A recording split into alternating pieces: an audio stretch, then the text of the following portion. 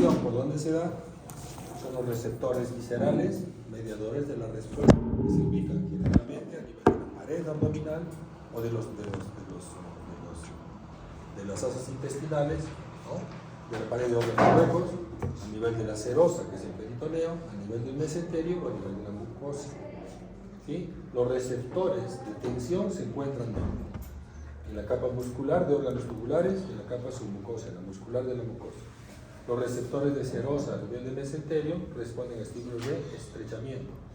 Estos responden a distensión, estos responden a contracción. Y a nivel de la mucosa, los estímulos o los receptores de sustancias químicas. Entonces tenemos receptores a nivel de la serosa, a nivel de la pared de los túbulos, de los órganos huecos, de los tubos intestinales, a nivel del mesenterio y a nivel de la mucosa. La transmisión, ¿por dónde se da? Vía aferente, ¿no? Básicamente, primera neurona que incorpora la víscera y la médula espinal a la segunda neurona que está a nivel de la médula espinal. Esto llega al tronco cerebral, se hace consciente a nivel talámico y corteza cerebral y básicamente mediado por el sistema límbico. Todo esto que va a ocasionar expresión de dolor en las personas. La expresión de dolor o la manifestación de dolor varía mucho de una a otra persona. Y esto muchas veces lo pueden controlar. La parte consciente o la modulación es posible controlarla. Terapias de control mental. Han visto que los faquires o la gente que hace control de su conciencia pueden controlar expresiones intensas de dolor. Es decir, un dolor que puede ser intenso para nosotros, para estas personas, simplemente es una manifestación que la pueden controlar. ¿Sí? Capacidad del sistema nervioso de producir sustancias analgésicas endógenas que modifican el impulso nervioso del dolor. La bradyquinina, la calecreína y las encefalinas son las sustancias que pueden modular o regular nuestra manifestación de dolor. La percepción es el proceso final, es a nivel consciente. Proceso final a nivel prorrolándico, creando experiencias subjetivas y emocionales llamadas dolores. Esto va a variar, como les digo, de una a otra persona. Por eso es importante evaluar a nuestros pacientes de manera exhaustiva, principalmente si están pensando en un abdomen agudo quirúrgico. Esto puede modificarse no solamente por la conciencia de cada persona, sino también puede modificarse por el uso de medicación. Siempre que evalúen a un paciente, pregunten si ha estado recibiendo analgésicos o antiespasmódicos.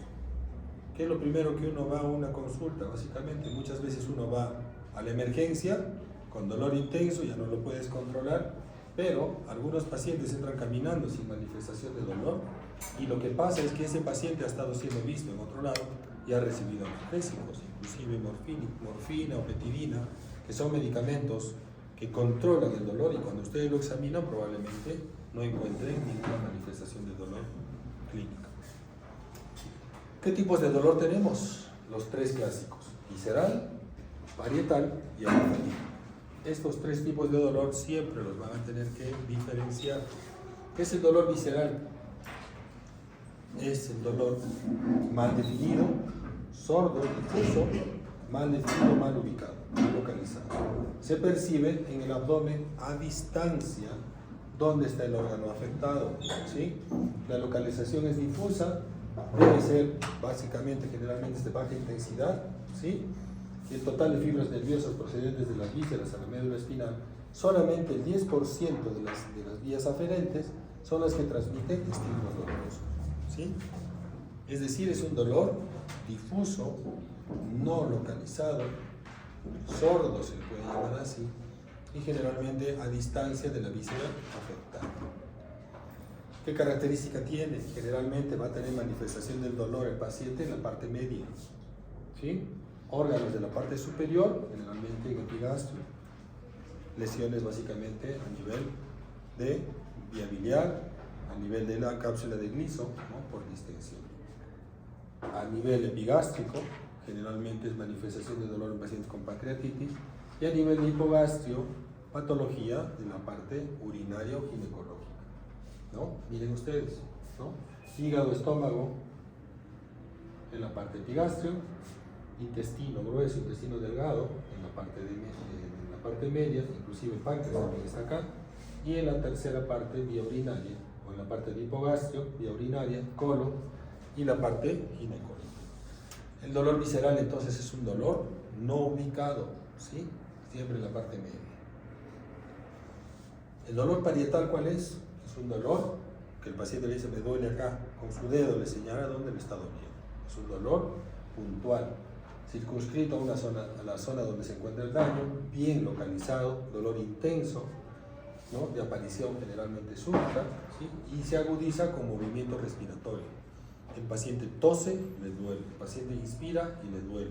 Es un estímulo inflamatorio, puede ser producido por el efecto de las bacterias, el cuadro de la peritonitis, puede ser por irritación química, por liberación de ácido clorhídrico a la cavidad peritoneal, en la perforación de una úlcera duodenal o péptica, ¿no? Y generalmente es afectación del peritoneo parietal, localizado, eso es un dato importante. Y el diferido o el referido, ¿cuál es?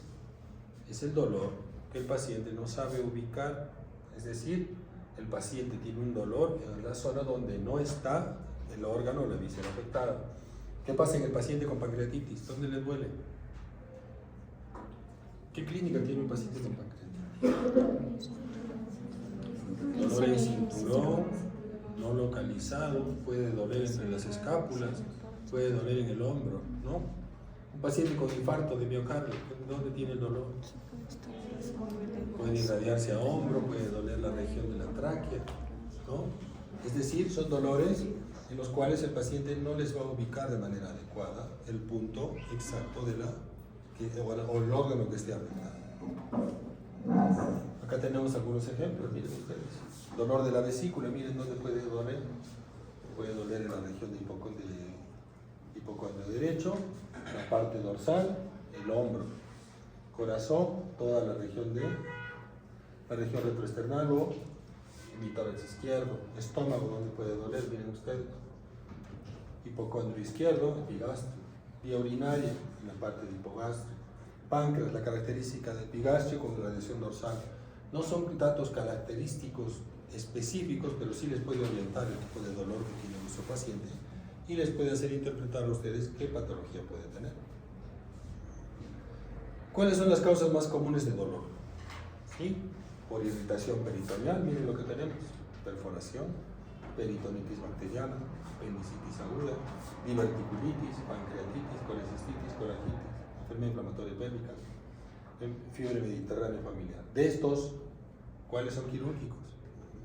La perforación, la apendicitis aguda, la colecistitis aguda, la colangitis también podría ser. Enfermedad inflamatoria, tratamiento médico. Fiebre mediterránea familiar, tratamiento médico. Peritonitis bacteriana espontánea, esto se da en nuestros cirróticos. En el 99% de los pacientes, si no es el 100%, tratamiento antibiótico. Diverticulitis aguda, tratamiento médico. ¿Sí? Pancreatitis, no se opera. ¿Sí? Y la colangitis aguda, si yo puedo hacer una CEPRE, puedo resolver el problema y no necesito una cirugía. Trastornos de la mucosa, úlcera péptica penetrante, enfermedad inflamatoria intestinal, colitis infecciosa, esofagitis, obstrucción visceral, ¿no? Obstrucción de la vía biliar, cálculos en la vía biliar, cálculos renales, distensión de la cápsula. ¿Por qué duele el hígado? ¿El hígado tiene sensibilidad? La glándula en sí no tiene. Lo que duele es la cápsula. Duele por la hepatomegalia. La hepatomegalia, ¿qué ocasiona? Compresión de la cápsula de Gleason, y eso es lo que duele. El Budd-Chiari, ¿por qué duele? ¿Qué es el Budd-Chiari? Es una trombosis de las venas suprahepáticas, ¿no? ¿Y esto qué va a ocasionar? Isquemia, la manifestación de dolores por isquemia. Pielonefritis, abscesos tubováricos, quiste de ovario, endometriosis, embarazo ectópico, que siempre tienen que tenerlo presente como diagnóstico diferencial. Vasculares, miren, problemas isquémicos, isquemia intestinal, aneurisma de aorta, infarto esplénico. ¿En quiénes se da infarto esplénico? Acá en el Cusco. ¿Saben? ¿Por qué se da el infarto esplénico?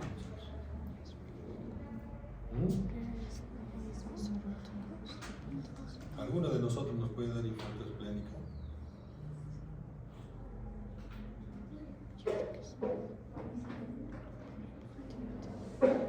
La mayoría pacientes con infarto esplénico son personas que tienen ascendencia afroamericana.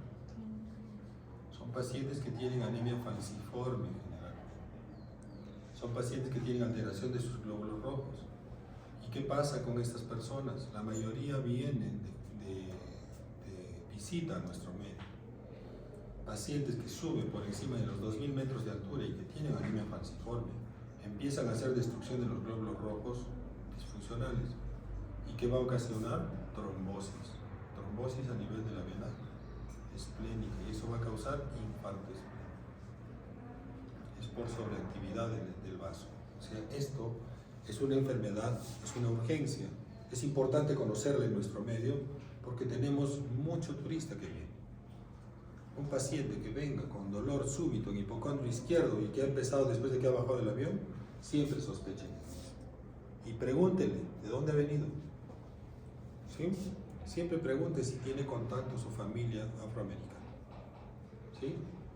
La gente que viene de Brasil, mucha gente de Brasil, van a ver un chico rubio de ojos verdes con una tez media oscura y pelo ensortijado. Ese no es gringo, ¿no? Tiene alguna ascendencia afroamericana de algún lado, salvo que se haya hecho pues, permanente, ¿no? Pero la mayoría de pacientes, nosotros hemos tenido hace menos de un mes un paciente joven de 22 años que ha estado hospitalizado 3-4 días en la clínica con dolor abdominal, le hacen una ultrasonografía y un vaso gigantesco, 22 años, ¿no? Y ese chico, ¿qué se ha tenido que hacer? Básicamente ha tenido que bajar a nivel del mar. Y si no, lo que habría que hacer, el tratamiento de estos pacientes es esplenectomía. Pero básicamente lo condenas a disminuir sus defensas y a una serie de complicaciones que puede traer la cirugía. ¿No? Uno viene a pasear y no vas a acabar en un centro quirúrgico, ¿no? Es una cirugía. Esas cosas, y este chico tú le preguntas y le dices, si mi abuela era de África, ¿no? O sea, básicamente esos datos siempre son importantes que les van a orientar a ustedes a ver la patología que pueda tener nuestro paciente. Manifestaciones extradigestivas que pueden causar dolor, miren ustedes, radiculopatías, herpes zóster. Este problema siempre pregunten. ¿Sí? Pacientes que vienen con epigastralgia continua, constante, está con antiinflamatorios, está con IBBPs, está con varias cosas y sigue con dolor. Lo revisan y tiene lesiones maculopapulares y pustulares en forma de una franja, ¿no? En la zona que corresponde a la metámera donde está el estómago, ¿no? Siempre pregunte y evalúen a nuestro paciente. Hay pacientes que han tenido lesiones maculopapulares muy aisladas, ¿no? En la parte posterior y en la parte anterior cuando lo examino. Y básicamente ya está siendo un estado, ¿no? Una neuropatía posherpética, ¿no? Siempre tengan cuidado con eso. Fibromialgia, neumonía. ¿Cómo puede dar el dolor neumónico? Pueden confundirse con un dolor intraabdominal. Neumonía basal derecha o izquierda, que puede dar un dolor tipo punzada en la parte de hipocondrio derecho o hipocondrio izquierdo. Patologías metabólicas, miren ustedes, la uremia, cetoacidosis diabética, porfiria, mordeduras por reptiles, picaduras de insectos, enfermedad de Addison. Siempre también interpreten o vean si hay alguna otra patología de fondo. De acuerdo a la ubicación del dolor, nosotros podemos pensar también qué patología puede tener nuestro paciente. Podemos dividir el abdomen en 4 o en 6, ¿no es cierto? O en 9, perdón. ¿Qué es lo más común? Dividirlo en 9, ¿no? 2 hipocondrios, 2 flancos, 2 fosas ilíacas, epigastrio, mesogastrio y hipogastrio. De acuerdo a dónde presenta el dolor el paciente, yo puedo pensar qué patología puede tener. Si es dolor en fosa ilíaca izquierda y es un paciente de 70 años, ¿en qué voy a pensar? ¿Ah? Dolor súbito en un abuelito de 70 años. Cáncer. ¿Qué puede ser? Diverticulitis aguda. Si es un paciente que se ha comido un lechón y empieza a tener dolor en hipocondrio derecho, no puedo pensar. Y es medio gordito. Probablemente cálculos en la vesícula, ¿no? Si está histérico, coledocolitis, ¿no? Si es un dolor en mi cinturón con irradiación dorsal, pensar en meticreatina. Si es un dolor en hipogastrio, ¿no? O en fosa ilíaca derecha o izquierda, y es una dama que está en periodo en la mitad de su ciclo menstrual, que puede ser pues una ruptura de un quiste folicular, o si está en edad fértil puede ser un embarazo ectópico, o puede ser una apendicitis, ¿no? Si es un dolor en fosa ilíaca izquierda y está en edad fértil, puede ser un embarazo ectópico, una ruptura de quiste folicular. O sea, básicamente todos esos datos a ustedes les puede orientar a pensar qué patología puede estar frente a ustedes. ¿Cuál es el motivo de consulta primordial que tienen estos pacientes? Dolor inespecífico, un porcentaje relativamente grande, pero la mayoría, miren, apendicitis, patología biliar, patología intestinal, ginecológica. En nuestro medio es muy común la pancreatitis aguda. Y miren ustedes las cantidades de porcentaje de patologías que vamos a tener de acuerdo a la posibilidad diagnóstica, de acuerdo al motivo por el cual venga. Mira, dolor abdominal inespecífico, la mayoría, o sea, no saben cuál es la causa. Pero, segunda causa, casi el 30% apendicitis, patología de la vía biliar, 10%, es el tercer causante, motivo de consulta, obstrucción intestinal, 5%, ginecológica, menos del 5%, y pancreatitis. En nuestro medio, la pancreatitis prácticamente está después de patología de la vía biliar. Es la cuarta o quinta causa por la cual el paciente viene. Los pacientes que vean ustedes hospitalizados en el servicio, un gran porcentaje de ellos entran por cuadros de pancreatitis. Causas de abdomen agudo quirúrgico. La primera causa, apendicitis, y la apendicitis complicada como primera causa. Es decir, pacientes con colección intraabdominal o con absceso intraabdominal, con cuadro de peritonitis. La no complicada, que debería ser la primera causa, es el 23%. Debería ser esto al revés. ¿Sí? Colecistitis, 3%, 20% piocolesis, cuadro de la infección de la vía biliar. Es decir, la tercera causa de necesidad quirúrgica en los pacientes por emergencia es patología de la vía biliar. ¿Cómo hacemos el diagnóstico? Interpretando bien los datos clínicos que nos da el paciente, haciendo una buena anamnesis, haciendo un buen examen físico, y podemos solicitar algunas pruebas. Tener en cuenta la larga lista de diagnósticos diferenciales. Esto es importante tenerlo presente. Siempre piensen de acuerdo a la edad de vuestro paciente que esté en la emergencia. ¿Sí? ¿Qué voy a preguntar? Siempre tener presente los datos de la edad, el sexo, antecedentes personales, antecedentes quirúrgicos. ¿Un paciente con apendicitis operado puede tener otra vez apendicitis? ¿Sí o no? No. Sí, muchachos, puede volver a tener. Apendicitis del muñón se llama. Eso depende de la conducta y del acto quirúrgico que haya tenido previamente. La conducta quirúrgica actual, ¿cuál es? Por vía laparoscópica, ¿no? ¿Qué hace el cirujano? Libera o deja libre el apéndice y deja un lazo, un asa de sutura en la base del apéndice y deja ahí, y retira todo, ¿no? Y que deja un cabito. ¿Qué hacían antes los cirujanos? Sacaban el apéndice, retiraban, dejaban el cabito y invertían el cabito dentro del ciego. O sea, para evitar la apendicitis del muñón, que se llama. Ahora ya no se hace eso. Si es posible que vuestro paciente pueda tener otra vez dolor en fosa ilíaca derecha. Y no necesariamente no sea una apendicitis. Si es un paciente de 70 años con dolor en fosa ilíaca derecha, rebote positivo y no tiene apéndice, ¿qué puedo pensar?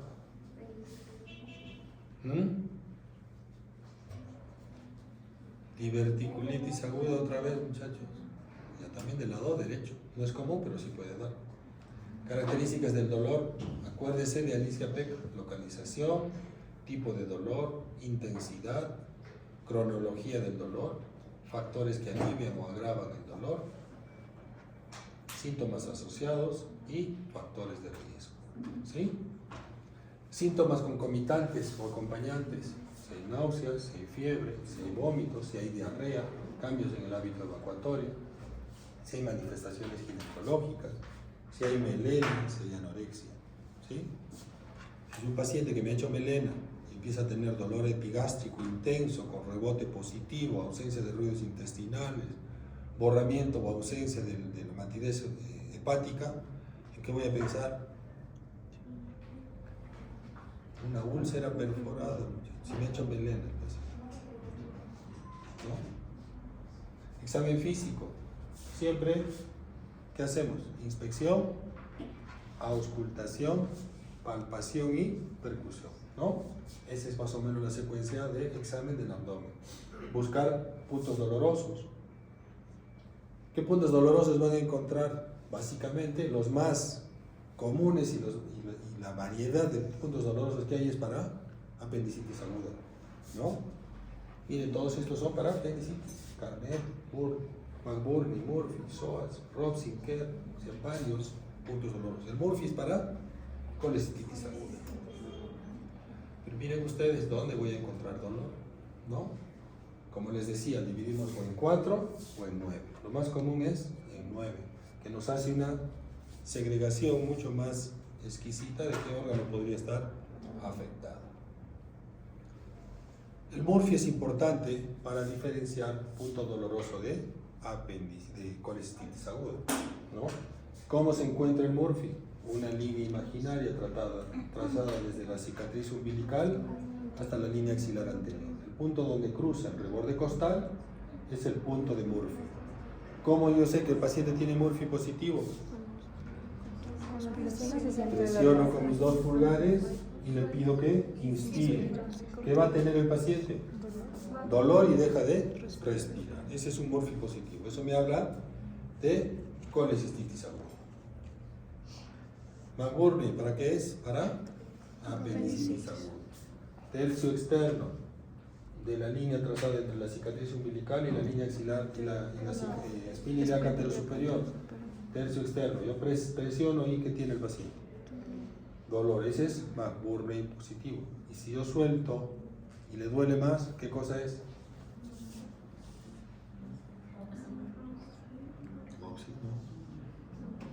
¿Cómo se llama? Ustedes deben acordarse más que yo, se acaban de terminar esa melodía. ¿Cómo se llama? McBurney es presión. Retorno, Bloomberg positivo. Bloomberg, ¿sí? El Robson, ¿cuál es? Yo presiono la fosa ilíaca izquierda y el paciente tiene dolor en el punto apendicular. Ese es Robson positivo, ¿sí? Y si yo le presiono acá y le suelto y le duele, ¿qué cosa es?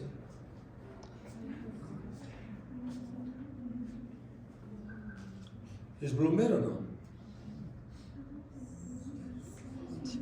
No es Bloomberg, es rebote positivo. Bloomberg solamente es acá. ¿Sí? El nombre de Bloomberg es para este punto, el número 1. ¿Sí? El otro es rebote positivo. Hay otros para apéndice, miren. Dumping positivo, que es el signo de la tos positivo, ¿no? El paciente, tú le pides que tosa y le duele fósil acá derecha. ¿Sí? O le pides que haga esto, ¿no? Que se levante y que suelte. Si hay dolor en fósil acá derecha, eso es apendicitis aguda. Bloomberg, presión, dolor a la descompresión. Ese es el Bloomberg. Todos estos datos clínicos son para apendicitis aguda. ¿Qué voy a hacer en mi paciente si yo sospecho un cuadro de abdomen agudo quirúrgico médico? ¿Qué le debo pedir? Un hemograma, glucosa, urea, creatinina, ¿no? ¿Qué es el PC? Tiempo de coagulación, tiempo de sangría, ¿sí? Procalcitonina muchas veces se puede pedir. Podríamos pedir analítica metabólica, glucosa, urea, creatinina, haga electrolitos, pruebas de función hepática, amilasa y lipasa, calcio. Esto va a depender mucho de la sospecha clínica. No a todos les voy a pedir amilasa y lipasa, sino va a depender mucho la interpretación clínica. Si yo estoy pensando en un cólico nefrítico, que es un dolor que empieza en fosa ilíaca derecha o fosa ilíaca izquierda y se va hacia la región anterior, hacia la parte genital, ¿no? Yo le puedo pedir un examen de orina y ¿qué voy a encontrar? Sangre en la orina, ¿sí? Y cristales probablemente. Haga subunidad beta. ¿Para qué le pediría subunidad beta? ¿Para qué la subunidad beta, muchachos? No me digan que no saben para qué se pide subunidad beta, muchachos. ¿Eh? Los chicos, ¿para qué se pide subunidad beta? ¿Ah? embarazo? Ninguno sabe. Nadie sabe por qué sirve la subunidad beta. ¿Ah? Nunca la han pedido, seguro. ¿Ah? Esas chicas. ¿Esto es para qué? Cuando yo sospecho que es una persona en edad fértil y puedo estar sospechando de un embarazo ectópico. ¿Sí? Yo le puedo hacer una ultrasonografía y el útero puede estar normal.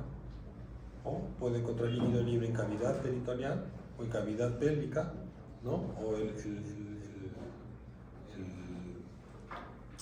se llama? La trompa puede estar aumentada de tamaño, puede haber sangre, ¿no? Líquido libre. Y si yo tengo una subunidad beta con líquido libre en cavidad pélvica, muy probable que sea un embarazo ectópico. Los valores de subunidad beta en un embarazo ectópico no corresponden a la edad gestacional, generalmente son valores menores, ¿sí?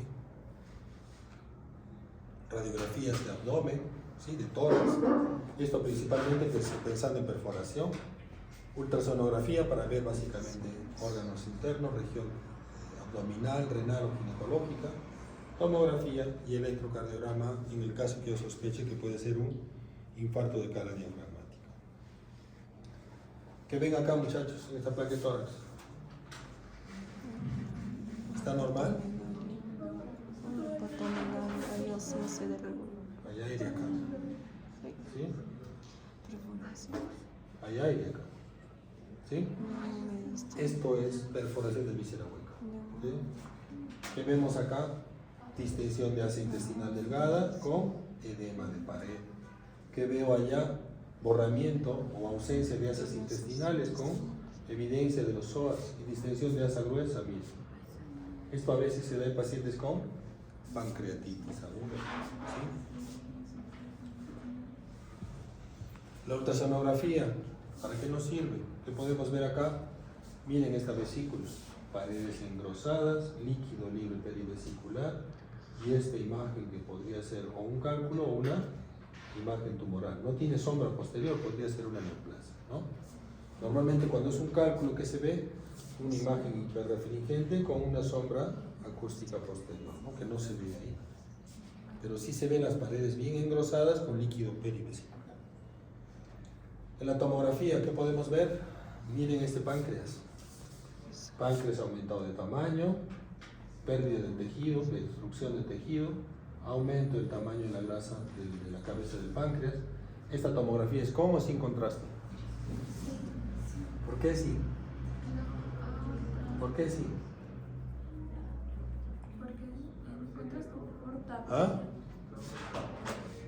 ¿La aorta? La aorta se ve. El riñón no tiene contraste. Cuando hay contraste, el riñón se ve igual que el cuerpo vertebral, ¿sí? Y el hígado también, o la glándula pancreática se ve mejor, ¿no? Esta es sin o con. Es con. Se ven los vasos. ¿Y qué se ve acá? Una colección, es un absceso pancreático. Las pruebas de laboratorio de imágenes no deben reemplazar el interrogatorio del examen físico del paciente. Esto siempre es importante. ¿Para qué nos sirven los laboratorios? Para confirmar o descartar lo que yo estoy sospechando. Yo pido mis análisis de acuerdo a mi plan de trabajo. Si yo estoy sospechando de una pancreatitis, yo debo pedir amilasa, lipasa, perfil hepático, mis criterios de severidad, ¿no? Ahí no tiene sentido pedir una subunidad beta, ¿no? Si estoy pensando en una pancreatitis. Pero básicamente esto va direccionado a mi sospecha clínica. El propósito de los exámenes complementarios es confirmar o excluir otras posibilidades diagnósticas. Su dato clínico es lo más importante. Si ustedes sospechan y están con la certeza clínica que es una apendicitis, pélense con su cirujano, muchachos. Porque a veces el cirujano dice, esto no es una apendicitis hasta que pasa su hora o cambio de turno. Y a la noche se convierte en una complicación. Esto es importante, insistir. Si ustedes clínicamente dicen, esto es una apendicitis, hay que insistir y seguir fastidiando al cirujano, porque esto es una necesidad quirúrgica. Un paciente que está clínicamente bien en este momento, probablemente en 6 horas pueda estar en otras condiciones, ¿no? Puede entrar en shock séptico y se puede morir. Eso es importante. La necesidad de diferenciar un abdomen agudo médico del quirúrgico es muy importante en la emergencia. Estos grupos especiales, mujer en edad fértil, pacientes ancianos, niños, los dos extremos de la vida tienen manifestaciones clínicas diferentes. Y los pacientes, actualmente los inmunosupresos, como los pacientes con cero positividad, se presentan con una serie de patologías que nunca se habían visto antes, ¿no? O que no las habíamos visto hasta antes del diagnóstico de HIV.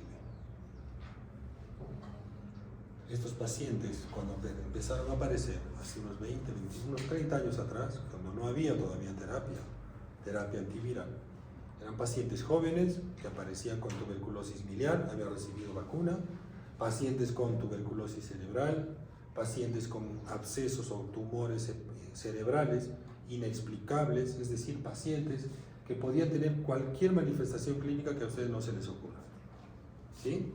Patologías que no habíamos visto en muchos años empezaron a aparecer cuando empezaron a aparecer estos pacientes con inmunosupresión.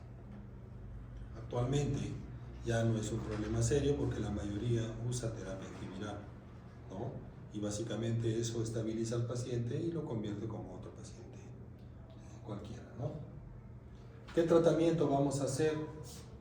Básicamente tenemos que definir la conducta terapéutica inmediata.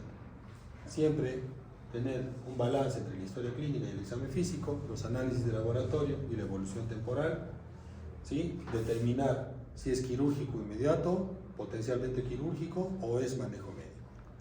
Estos tres datos siempre tenganlos presentes.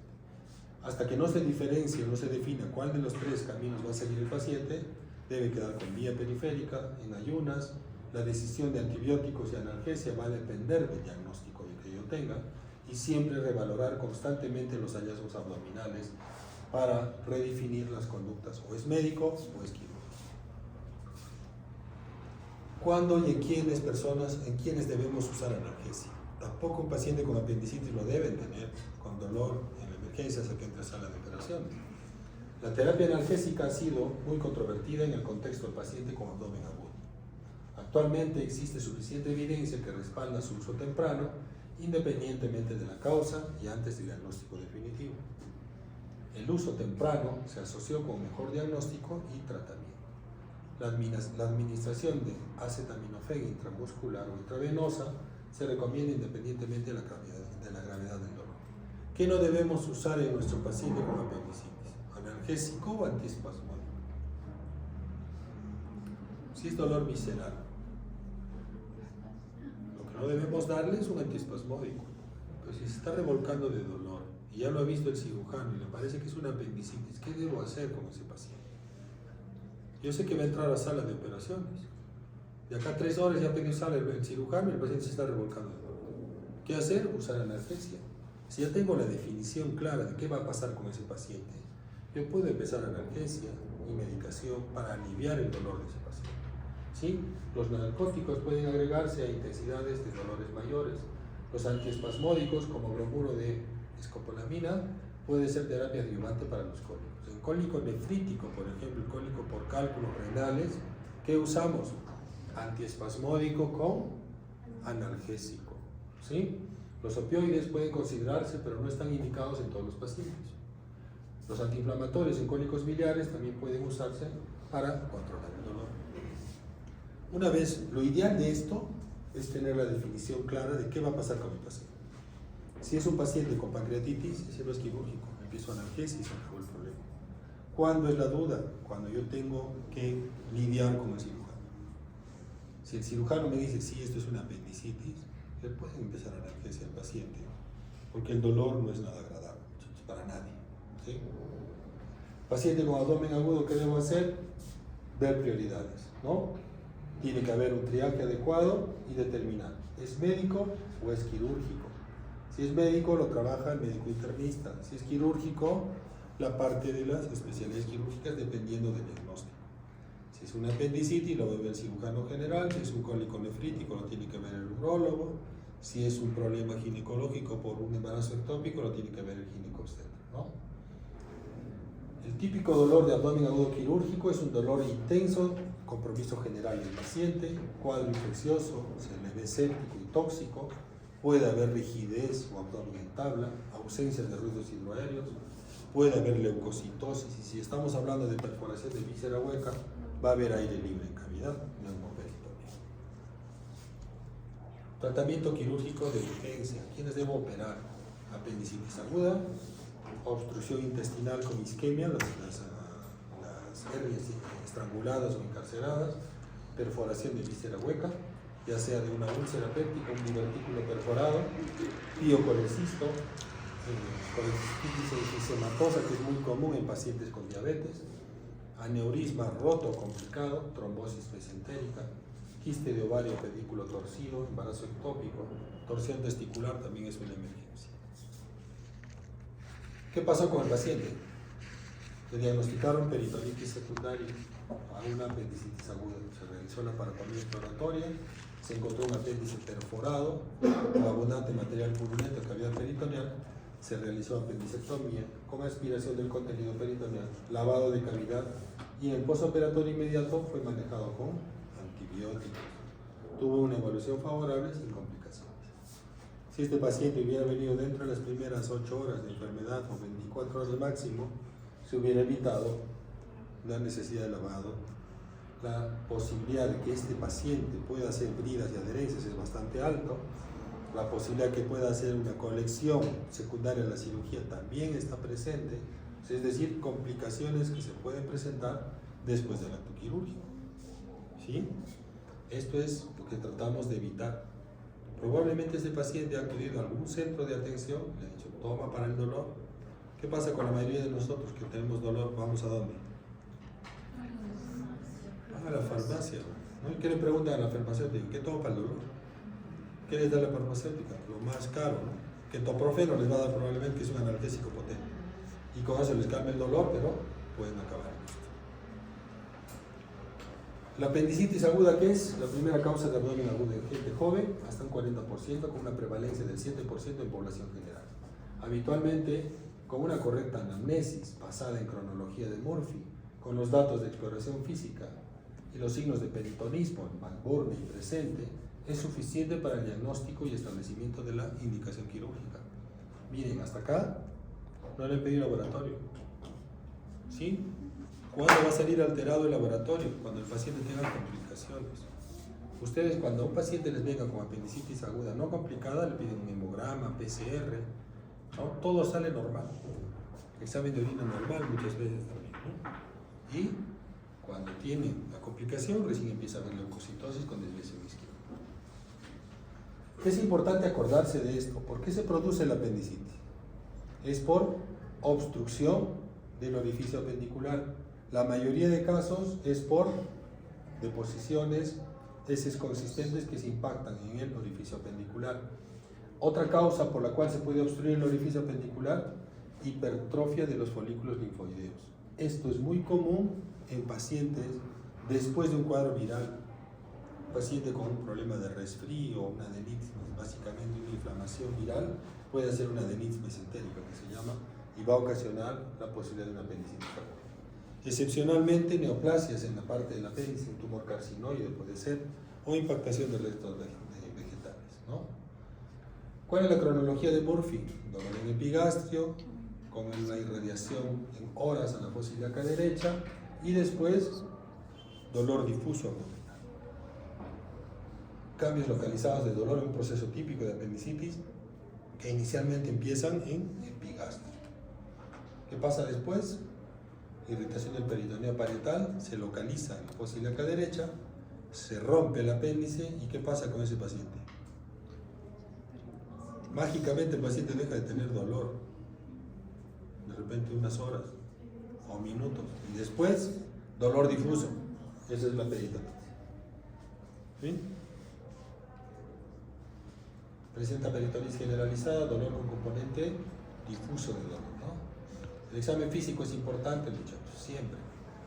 Ruidos y ruedos puede estar disminuido en la mayoría, hiperestesia cutánea, que es lo que van a encontrar. Siempre tener cuidado con las edades extremas de la vida, ancianos y niños, ¿sí? Alteración del sensorio, que también hay que tenerlo presente. Variaciones topográficas del apéndice. Cuando ustedes estudien apendicitis aguda van a encontrar un sinnúmero de maniobras para encontrar puntos dolorosos. Miren qué tipos de apéndice hay: subhepático, retrocecal, mesoceliaco, retroilial, pelviano, Incluso en casos de situs inverso, ¿no? Va a tener dolor en fósil izquierdo. ¿Qué es el situs inverso? Cuando los órganos están del lado Están al revés, ¿no? Eso también hay que tener presente. ¿Sí? Miren cómo es esto. Variaciones de acuerdo a la posición anatómica. En cuadrante inferior derecho, básicamente, va a tener dolor en cuadrante inferior derecho. Retrocecal, dolor en flanco o en espalda. Retrocecal, ¿cuál es? Está detrás del ciego. Retroilial, dolor tipo testicular. En la parte pélvica, dolor suprapúbico. Por estas variantes es que han aparecido un sinnúmero de maniobras. Van a encontrar cualquier cantidad de maniobras para apendicitis. ¿Qué se va a encontrar en una apendicitis complicada? Leucocitosis, generalmente. Se relacionan generalmente las complicaciones con retraso del diagnóstico inicial, peritonitis localizada, peritonitis difusa y otras complicaciones ileoparalítico, piliflebitis, abscesos hepáticos, sepsis de origen abdominal. ¿Qué es esta piliflebitis o abscesos hepáticos? Migración de bacterias por el sistema mesentérico a la parte del hígado, que va a ocasionar inflamación o cuadro infeccioso a nivel vascular o colecciones intrahepáticas. Esto es lo primero que van a encontrar. ¿Alguna pregunta con el dolor abdominal agudo, muchachos? ¿Sí o no?